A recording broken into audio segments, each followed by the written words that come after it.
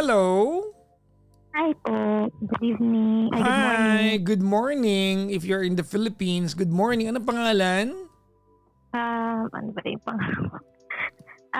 Sorry, nakalimutan ko. Yana po. Screen name, nakalimutan ha. Yana, yan. Opo. Ano yan? How do you spell that? Y-A-N-A? Yes po. Yana. Opo. Okay. Ito bang Yana ay malayo sa itong pangalan mo? Sobrang layo po. Sobrang layo. Okay. Ilang taon na si Yana? 26 po. 26. And you're calling from what part of the world? Taguig po. Taguig. Anong work mo yan? Work from home po ako, recruitment analyst. Recruitment analyst. You're serving a client offshore or in the Philippines? Offshore po. Offshore. So parang VA ka din. Yes, tama po, Papa Jack. Okay. Si Yana. May asawa na si Yana? Wala po, pero may 2 kids na po ako. Ilang taon na yung panganay mo? 4 po, tapos yung bunso ko is 3. Magkasunod? Yes po. Same father? Yes. Okay. Kailan ka nag-iwalay ng tatay? 2 years ago po. Hindi po, Papa Jackson, parang kasi parang on and off po kami pero parang yung nakapag-decide na ako na talagang ile-let go ko na siya. Parang last month lang. Last month lang. Bakit? Anong trigger? Bakit? Ito po kasing tatay ng mga anak ko is sobrang irresponsible po. Yung tipong sabi ko mag-co-parenting na lang kami. Kasi feeling ko hindi po talaga kami align ng values and goals. Diba? So, wala naman pong third party. Pero for 6 years kasi parang di ko nakita yung pagiging responsible or pagiging seryoso. So 4 years na kayo, tama? Since March 2020 po kami. 6 years. Okay. Opo. Pero during those 6 years po, parang away-bati kami. So, parang di ko rin masabi kung kailan talaga kami naghiwalay. So, was there a time between nung nanganak ka nung unang baby mo bago nagkaroon ng bunso, on and off kayo? Opo. So, nagbalikan lang kasi dahil nabuntis ka niya? Opo. So, kada magkikita kayo, bang, gano'n. May ganun po. May ganung instances. Hindi ko rin po nga alam, siguro will ni Lord na magkaroon ng 2 anak. I mean, 2 anak lang po, Papa Jackson. Kasi after na nagkaroon kami ng 2 anak, parang yun yung hindi na talaga kami nagkaroon ng intimate moments together. Talagang wala na after ng second baby? Wala na, hindi na ka nagtalik? Tama, opo, hindi na. Wala na, kahit attempt, wala na? Meron. Meron. Pero, syempre, yun yung times na gusto mo safe na. Kasi takot ka na kasi parang kilala mo na siya. Tapos, Anong safe na? May nangyayari pa rin pero safe na? Yes, may... O di nagkakaroon pa rin kayo intimate moments? Tama, opo. I mean, tama pa, sorry. Mali po ako ng kwenta. Pero meron pa rin, pero parang maingat na ako. Di ganun pa rin. Walang pagkakaiba. Nagkaroon lang ka ng contraceptives, tama? Apo, yes po. So parang kumbaga yun ang nagiging bonding ninyo, no? Opo. Ha? Hindi po. Ewan ko kasi feeling ko hormones. Sa akin po kasi parang ako yung mas aggressive ka. Active. Oo, parang ganun. I'm not going to judge you sa part na yun. Ano yan? Okay naman. Okay naman, pero hindi kami compatible din sa bed, kuya. Kuya tuloy, Papa Jackson. Hindi kami compatible sa bed, pero parang hindi compatible sa bed. Okay, I mean, parang, explain that to me. How does that work? Siyempre, as a woman, parang gusto ko po, may mga expectations ako na hindi niya nami-meet. So, kumbaga, yung typical na mga lalaki na parang, alam mo, pasok, labas lang, ganun lang. Parang hindi siya performer kind of guy. Parang ganun. I do not even want to elaborate on any further questions, Your Honor. Bakit tayo magkausap ngayon, Yana? Yes. So, Papa Jackson, actually, hindi to tungkol sa tatay ng mga anak ko. Anak ng pusa, pinag-usapan pa naman natin. Okay, sige. Kasi naka-move on na, parang nandito na ako sa part ng buhay ko na ayoko na siyang intindihin, saka ayoko na siyang isipin. So, parang ito na yung era ng buhay ko na gusto ko na lang intindihin yung sarili ko. Parang ganun. Okay, good for you. Opo, parang sobrang petty lang naman ito, no, Papa Jackson. Petty night naman to, kaya okay lang. Ayun nga, parang sa feeling ko ang babaw lang. Kasi usually nang tinatawag dito, parang more on problema sa pag-ibig. Hindi naman lagi, huwag mo silang i-judge. Sabagay. Game. More on, I guess, career advice po, Papa Jackson. Career advice? Oo, ganyan. Or self-development advice. Okay. Kasi po, currently 26 ako and may 2 kids nga po ako, Papa Jackson. And graduate po kasi ako last 2000. BSBA major in marketing management po. Okay. 2024. Okay. So ako lang din po nagpaaral sa sarili ko habang may anak ako, since solo parent ako. Sa bahay po pala, 3 lang kami. Talaga. Ako lang sa yung 2 kong anak. Paano ka nakapag-aral? That time, sorry, baka may naririnig yung anak ko. Okay lang. I was with my father po. Yung tatay ko po yung nagbabantay sa mga bata, ganyan. Pero ngayon parang nagdesisyon na ako na lang kasi parang ang tatay ko matanda na tapos parang ayaw niya nang mag-alaga ng. Asan yung tatay mo ngayon? Doon na po nakatira sa asawa niya kasi wala na po akong mama. Isang anak lang din po ako. Tapos si tatay ko nag-asawa na kasi since 6 years old, patay na po yung mama ko. So wala rin akong kapatid. It's okay lang. And then ayun, nag-decision ako na lang bahala sa mga anak ko.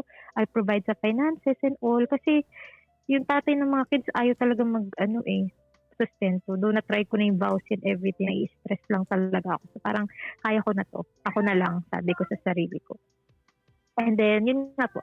2024, nakapagtapos po ako ng pag-aaral. Awa ng Diyos. And graduate pa po akong cum laude noon. Uy, congratulations! I am so proud and so happy for you. I like that. Thank you po. Nakaka-proud. Salamat po. Thank you.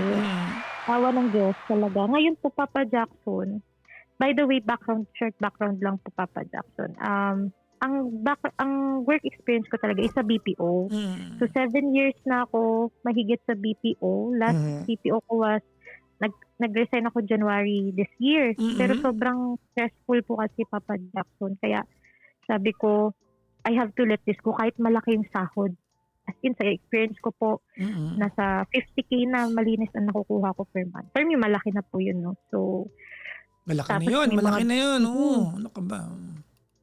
Tapos may mga benefits pa, mayroon pang incentives, and then HMO, na covered lahat ng anak ko, pati yung tatay ko. Galing So I have to let that go po, Papa Jackson, kasi sobrang hindi na ako masaya sa work na yon. Sabi ko parang, hindi ito yung something na gusto kong gawin. Alam mo yun, matagal na panahon. Parang ganun po, Papa Jackson. So, kaya din gusto ko din makapagtapos ng pag-aaral kasi ang gusto ko po talaga is sa human resource. HR. HR. Any facet of HR like recruitment, talent acquisition, or anything po. So, ang nangyari, Papa Jackson, tinanggap ko tong work na to kahit parang 50% ng kinikita ko noon. Kasi wala pang HMO as in basic pay lang yung natatanggap ko. Tinanggap ko siya, Papa Jackson, kasi parang ito talaga yung gusto kong gawin. Yun. So, ngayon, so syempre kailangan kong i-manage yung finances kasi nga po solo parent ako tapos nagre-rent lang as in lahat po ng gastos ako talaga. Solong katawan ka talaga. Yes, literal na solo parent talaga, Papa Jackson. Okay. And now, plano ko pong mag-master's degree, Papa Jackson. Kasi yung natapos ko hindi naman siya related sa human resource. So, I'm planning na mag-master's degree po. Master's degree, MBA in Human Resource Management. Okay. Ngayon, ang problema ko kasi, Papa Jackson, parang gusto ko rin pong itanong sa inyo kung ipupurso ko pa ba yun. Kasi awa naman ng Diyos, nakapag-ipon naman po ako. Ang tuition fee is around 60K. Okay. So, awa na Diyos, nakapag-ipon naman ako. And parang, feeling ko lang po, Papa Jackson, kung magiging practical ba yun, na ipupurso ko pa yun, knowing na yung sitwasyon ko, solo parent ako. Tapos wala akong katulong sa buhay. I mean, yung ganun po, when it comes to finances. Ngayon, parang, mas unahin ko na lang po ba yung mga anak ko, or is this something na magiging advantage ko po ba? Parang kasi hindi rin ako sure kung once na mag-master's degree ako, mas magkakaroon ba ako ng edge? I mean, parang kasi ang panahon ngayon, ang labanan is yung experience po talaga. Parang ganun, Papa Jackson. So I think ang gusto ko pong ihingi ng advice sa inyo. At saka encouragement na din if ever po, Papa Jackson. If itutuloy ko ba siya or something na... Yes. Because if you don't go for it, you'll just end up imagining what could have been. You end up imagining what could have been. The problem with life is we'll never know the alternative of what we did not do. We'll never know. We can just imagine it. Okay? Gusto mo paliwanag ko yun, ma'am? Yes, please po, Papa Hello, Jackson. ayan. The problem with life is that we will never know, diba, the alternative of what we did not do. Let me explain that to you. Ready? Thank you. Ma'am, wag mong takpan yung telepono kasi napaputol ka. Ay, sorry po. Sorry. Okay. Hello? Yes po, Papa Jackson. Okay. Halimbawa, Yana. Halimbawa, hindi mo kinuha yan. Tama? Apo. Okay. I'm sure you will be able to raise and provide for your kids kahit walang kwenta yung tatay nila, masarap lang, no? Matawa ka, pero alam mo no? Yes po. Nag-yes ka naman, so gets ko naman. Halimbawa, di ba, hindi mo kinuha yung kurso na gusto mo. Gusto mo siyang gawin. And you ended up just raising your kids. Walang masama doon. Pero alam mo, sa puso mo that you could have done more. Tama? Totoo. Okay. 5 years down the line, you're going to have that guilt sa sarili mo because na short-change mo yung sarili mong pangarap. Knowing that kaya mong gawin or you did not even go for it. Not even try it. You have to try it. Alam mo, ngaling-ngaling sabihin ko sa'yo na, alam mo, Yana, there's a time for everything. There's a time for you to be a mom. There's a time for you to go back to school. But I think you're just looking for some reasons or someone to push you to go for it. Totoo po. Diba? Kaya mo Wala kasi akong nakakausap. Kaya mo. Diba? Kaya mo. I don't doubt your skill. I mean, you sound like you're a very intelligent woman. You're very reasonable.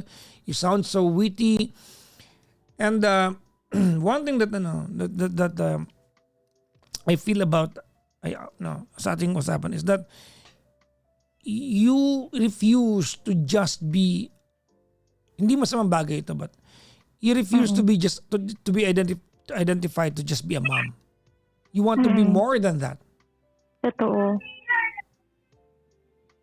And wala masama doon. There's nothing wrong about it. There's nothing wrong. Go for it. Come on. Tsaka, di ba nakapagtapos ka ng baccalaureate? Yes po, bachelor's degree. Ano ka ba? Mas mahaba nga yung baccalaureate, yung master's, saglit lang yun eh. Yun nga po eh. Ang tanging mahirap sa master's ay research. Ayun nga po, yung Diba? thesis. Yes, the thesis. Na hindi na ganon kahirap ngayon dahil digital age na. Hindi na ganon kahirap ang thesis ngayon. Kasi digital age na. So if your question is, Papa Jackson, do I go for the master's degree? Go for it. 2 years lang naman yan. Tama? Opo, totoo. Yeah, 2 years. there you go. You are just 26 before your birthday at 29, master ka na. Diba? So, tawagan mo ulit ako pag masters ka na. Papa Jackson, do I go for my doctor's degree? Go for it! Alam mo yan, I'll tell you something. Ready? Opo. Thank you po. And I'm having goosebumps tonight because I feel like you are writing your own story the way you want Ah. it to be written. Mm. Hindi ko sa tadhana. You don't, 'di ba? You don't gamble with chances. You want to make your Mm. own opportunities, and that's very wonderful. Mm. Go. Ang daming open universities ngayon. Sa PWU meron, sa PUP meron, sa UP meron. Mm. Ang dami. I'm sure nag-research ka na. Yes, totoo po. Exactly. Actually, need ko na lang fill upan yung format mag-down. Go. Alam mo, itong usapan natin ngayon, nagpapalakas ka na lang ng loob. Kasi nakapag-ipon ka Opo. na eh. Nag-prepare ka na. Irrelevant na yung sasabihin ko sa iyo ngayon. But I'm telling you, I'm so excited for you. I'll be looking forward that one day we get to talk again. Kung sakaling wala na ako sa industriya ng pagbibigay ng payo balang araw, I hope we get the chance to talk and you tell me. But Jackson, I'm now a master's degree holder. I might not remember the story that you've told me tonight, but I'll sure be very, very proud of you. That's so sweet. Thank you so much po. That's very helpful po, Papa Jackson. I am rooting for you. Sorry, thank you po sobra. So, I guess last question na lang po, Papa Jackson is, kasi parang isip ko magiging worth it ba yun? Paano kung yung opportunity wise po, Papa Jackson, will it open more opportunities? Stop. Apo. Sa puntong ito, you are just coming up with questions out of thin air. Mm. Nag-iimbento ka na lang ng tanong.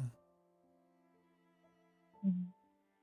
What if walang opportunity? What if meron? Pareho lang imbento. Tumigil ka dyan. Di ba kasayang naman po yung ibabayan po? I mean, you are... Tama, yung tanong mo, ano yan? Imbento yan eh. What if walang opportunity? That's imbento. Because I can just counter you with what if may opportunity. The two of us are the same, di ba? Mm-mm. Pareho tayo nag-imbento ng tanong. Don't be pessimistic. Okay po. Sabagay.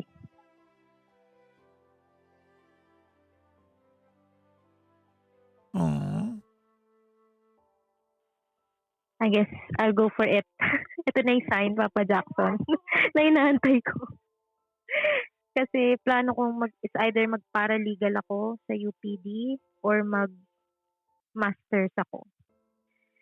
Pero feeling ko ito talaga yung dapat kong i-push kasi ito rin yung gusto ko talagang gawin. So, kakayanin, awa ng Diyos.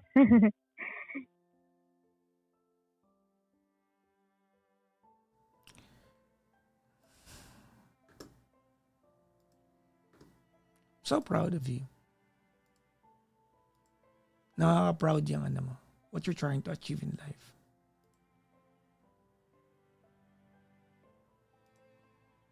Thank you po. I'm so excited for you. Excited din po ako. Thank you so much to Papa Jackson. Go ahead. Dati, I used to, tell you something yan. Ay, sige po. I used to go around universities and talk to students, no? Mm. And I always say this, no? When you dream, don't just aim for the moon. Diba? Aim for the furthest star you can see up in the heavens at night. Mm. Aim for the furthest light you can pinpoint at the night sky. Kasi kapusin ka man. Mm-mm. Baka maglanding ka pa rin sa moon, malayo na rin yun. Mm. Di ba? Opo.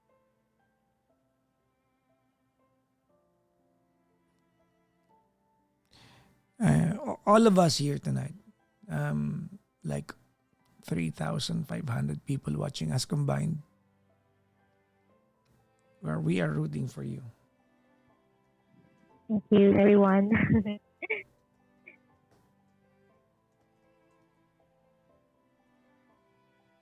We are all rooting for you.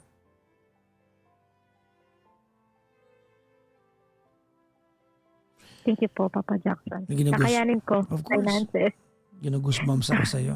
time management. Of course, of course. Kakayanin. Alam mo yung mga, Yung mga bata pa. yung mga open universities, yung mga yan, ano yan? Itong Open U, yung curriculum niyan, designed yan para sa mga taong kagaya mo. Totoo. It's designed for people like you. So pasamantalayin mo. Ang panahon ko wala namang, ay naku, nasabi ko tuloy yung panahon ko.